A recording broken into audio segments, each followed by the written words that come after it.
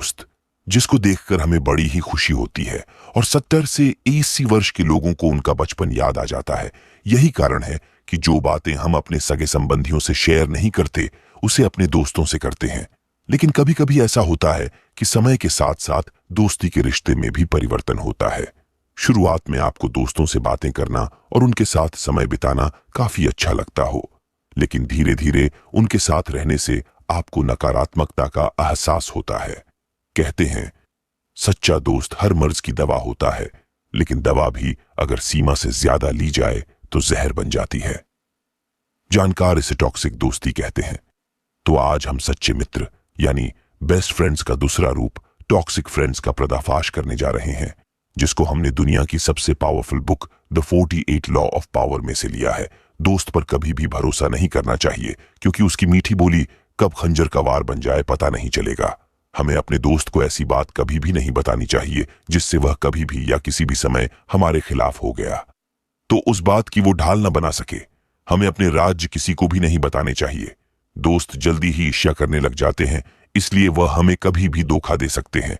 आपको दुश्मन से नहीं बल्कि दोस्तों से डरना चाहिए। हमें जब भी जरूरत होती है तो हम अपने फ्रेंड्स को ही याद करते हैं, क्योंकि आप सोचेंगे कि मित्र के होते हुए किसी दूसरे पर क्यों निर्भर होना। समस्या की बात यह है कि आप अपने मित्र को उतनी अच्छी तरह से नहीं जानते जितना आपको लगता है।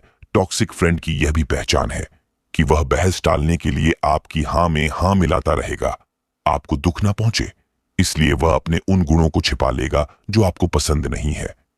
मित्र आपके मुंह पर तो यही कहेंगे कि उन्हें आपकी कविता बहुत अच्छी लगती है, आपका गाना बजाना बेहद पसंद है, आपके कपड़ों का चयन बेहद सुंदर लगता है। हो सकता है वे सचमुच आपकी तारीफ कर रहे हों, लेकिन प्रायः ऐसा नहीं होता है।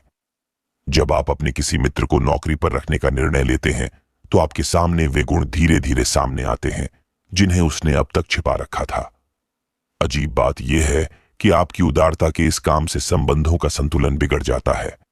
सभी लोग ये महसूस करना चाहते हैं कि उन्हें यह अवसर अपने दम पर मिला है, इसलिए आपका एहसान उन्हें बोझ की तरह लगता है। वे जानते हैं कि उन्हें योग्यता के कारण नहीं बल्कि मित्रता के कारण नौकरी मिली। मित्रों को नौकरी देने में एक एहसान छिपा होता है जिससे वे मन ही मन परेशान हो जाते हैं। चलिए मैं आपको रॉबर्ट ग्रीन की लिखी book the 48 law of power में एक कहानी के माध्यम से समझता हूं कि कैसे हमें अपने दुश्मन से काम लेना चाहिए। एक राजा को मारने के लिए दूसरे राज्य के लोगों ने पूरी तरह षड्यंत्र रच रखा था। फिर अगले दिन वह है राजा अपनी सेनाओं को लेकर उसके राज्य में पहुंच गया। राजा को एक साथी की भी जरूरत थी। उसने सोचा कि इस तरह के अभियान में वह किसी मित्र पर भरोसा नहीं कर सकता, क्योंकि मित्र का कोई भरोसा नहीं, वह दुश्मनों के साथ मिलकर हमारे खिलाफ हो जाए। उसने खुफिया विभाग के प्रमुख फोको को चुना जो कि उसका सबसे बड़ा दुश्मन था, और उसने राजा की हत्या करने की भी कोशिश की थी। वह जानता था कि उन दोनों की पुरानी नफरत के कारण उसे एक समझौते का अवसर मिलेगा। वह जानता था कि फोको उससे कोई आशा नहीं रखेगा और यह साबित करने के लिए जी तोड़ मेहनत करेगा कि राजा ने उसे चुनकर कोई गलती नहीं करी है।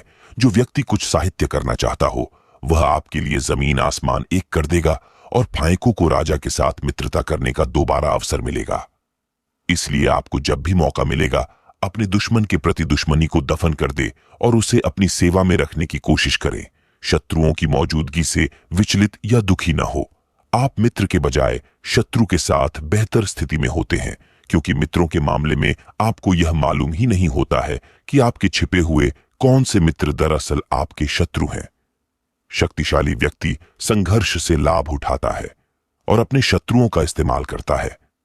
ऐसा करके वह उस आत्मविश्वासी योद्धा की छह बना लेता है जिस पर अनिश्चितता के समय में विश्वास किया जा सकता है। यह सीखने की कोशिश करें कि मुसीबत के समय दुश्मनों से लाभ कैसे लिया जा सकता है। आपको धार की तरफ से तलवार नहीं पड़ती चाहिए, बल्कि उसके मुठ की तरफ से तलवार पकड़नी चाहिए ताकि अपनी खुद की रक्षा कर सकें। बुद्धिमान व्यक्ति अपने दुश्मनों से भी लाभ उठाता है, जबकि मूर्ख व्यक्ति अपने मित्र से भी हानि पहुंचा लेता है।